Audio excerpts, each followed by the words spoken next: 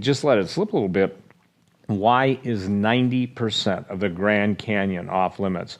Well, they'll tell you it's for ecological reasons. Wrong, because the U.S. military is literally on the rim, drilled into certain caverns that they identify through all their technical abilities, and extracted giant mummies. There's a legend that Mark Antony and Cleopatra, when they knew they were in big trouble with Rome, they sent their son Alexander Helios to the west with 50,000 of their most trusted servants, scientists, etc. And for the record, they absolutely knew how to circumnavigate the globe. The idea of isolationism was pretty much the foundation of the Smithsonian by John Wesley Powell. So in other words, it was important for the idea that nobody traveled any place to keep the false narrative going, because there's even evidence of the Chinese in the Grand Canyon and some of the caves, statues of Buddha, for instance. Now, Forbidden History Revealed by Steve Quayle really talks about this man, John Wesley Powell, his comings, his goings. He operated on a premise.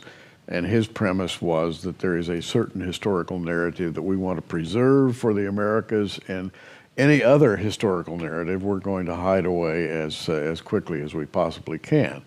Now, to say that is one thing. To see this is another thing indeed. Because when I watched your production, it suddenly became real. At the visceral level, this whole thing, and I said to myself, I now understand for the first time how all of the conspiratorial ideas that the world has had are locked together into one idea, and that is to hide biblical truth. That is the conspiracy. That's the bottom line.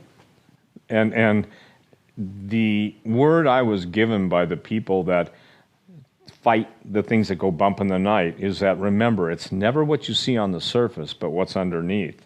And so when we're talking about the history of the Grand Canyon, now this is what else is interesting, Gary. The giant mummies were taken to Area 51. And it's fascinating that Area 51 has gotten the, what would you say, the fame it has. So were they taken there in a flying saucer? Yes. I just have to ask. Yeah. But no, I'm kidding. But I guess we need to laugh a little bit, because this is such a bizarre and dark motif. You almost have to just take a deep breath and look away once you begin to realize how we have been manipulated. Well, and it's a matrix of manipulation, okay? It's like, imagine a giant tapestry where every thread is evil, where every thread is designed to deceive, to destroy, and then weave it all together, and I think you've got the end times.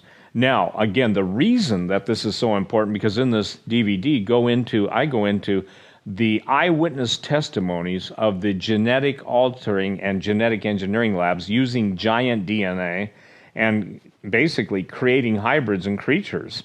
If you remember this, that even the rumors of the golden age of Atlantis and Hyperborea, Ultima Thule, Shangri-La, all of the, if you will, legendary mystical places, they even have in their oral tradition, or at least the legends about them, that they were destroyed by the gods, plural, when they got into genetic engineering. And that's interesting, because we're talking about a long time ago.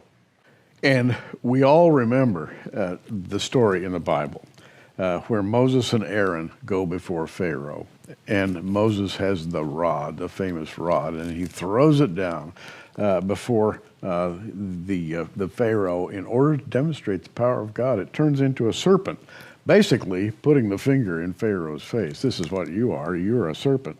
And what happens? Pharaoh calls the wise men, the sorcerers, the magicians of Egypt, and they did in like manner with their enchantments. In other words, they threw down rods that turned into serpents as well.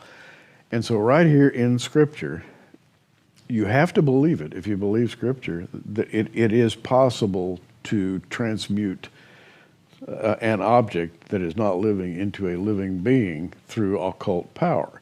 And my Bible says it, I believe it, and Moses confronted this power. Now that power you're saying has extended all